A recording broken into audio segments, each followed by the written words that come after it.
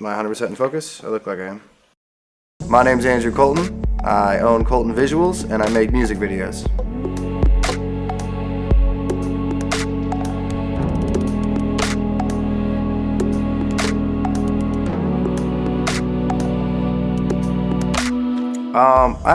I stumbled upon them through Reverb Nation. I was, looking at the top 100 South Florida rock bands, and I just came across them. And they had a sound that sounded so unique to me. I would say it really reached what I was trying to achieve in the video, so I felt like it would be a great pair. I guess I would have to say that I've always been a huge fan of that trip hop genre, and it's where I honestly get a lot of my influence from. Growing up, is a lot of the early directors that I watch and the music videos. I always thought that the trip hop ones just had so much creativity in them, and it was so easy to just get into that zone. Just listening to that song, it sounded like something that I would just sit in a dark room and listen to and kind of see visuals with. We shot this video a little bit, here in Palm Beach County at our studio, downtown Fort Lauderdale. We shot some of it in Margate, which, my hometown.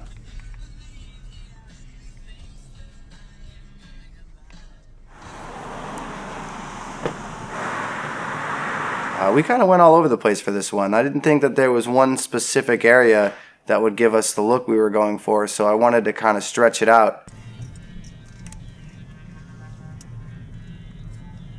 I just feel that sometimes when you look at night shots, or if you think about darkness in general, there's always this kind of weird feeling, with shadows. I don't know about you, but sometimes, you kind of look over your shoulder, you think you saw a shadow move. There's that saying, nothing good ever happens past 2 a.m., and sometimes I kind of like to showcase that. For the shot where she was walking down the suburban area, we put a 1.2 HMI light on a utility trailer, diffused it, and had it creeping in front of her, which gave like an interesting kind of spotlight to it, while also allowing you to see, the neighborhood and the street she was walking down. Literally did a little bit of handheld with a 120D aperture light with the light dome on it.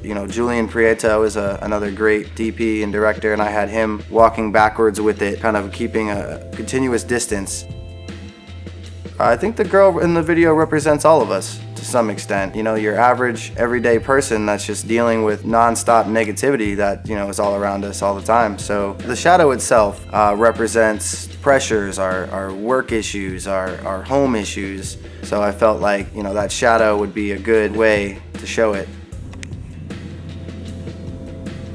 Whenever I do at night scenes or people at home scenes, they're always very kind of stock looking. I wanted to go very artistic. I wanted the choices that I made to be either loved or hated. The process of actually making the hand was fun too. I had a friend of mine, Michaela, who I've known for a long time, and she's a special effects artist. You can keep those if you want. I don't know if you have any. If I probably would eventually.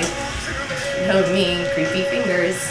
My name is Michaela, and I was born in Miami Beach. I've known Drew, how long have I known you? Years, like a coon's age. Just years I've known him.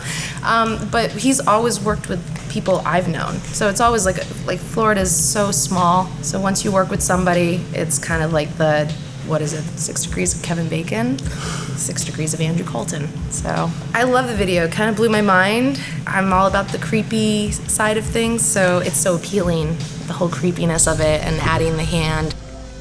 She came and took the hand that we had. We had some werewolf gloves, and she chopped them up. So Andrew had some gloves, some werewolf gloves anyways, and instead of really just starting from scratch, we just cut the fingertips off. They were a little too thick and bulbous, as I described them, so we just took some tape and bound them to my fingers, which I already have kind of creepy, bony, disjointed fingers anyways, so it just kind of worked out. From what it looks here is so much different from how it turns out with what Andrew's gonna do with it. And then of course, we got the After Effects genius Wally over here doing his thing, kind of bringing it in and making it really look like a shadow in post. We actually used her hand and her arm as our puppeteer for that. Definitely shout out to Michaela for that. For those of you that don't know, the singer's name is Jesus, not Jesus, but Jesus. When I wrote that role, I did not know that was his name. When I wrote that video, that whole entire treatment, I hadn't even met the band. I would say come to about here, and then focus on filling in gaps. No, you were really feeling it on that one, and that's like really what we're going for. All right, let's take another take, guys. He's kind of in his own realm. You know, he's the spectator, he's the narrator, he's the one that's looking at everything that's unfolding. I mean, he can't really interfere, but he can give guidance. The sticky notes on the wall were kind of representing, you know, the guidance that he was trying to push along. I feel like, you know, some of us speak and aren't heard. Some of us push our issues out there and people just walk past it constantly. That's just a symbolism for how a lot of people kind of feel right now.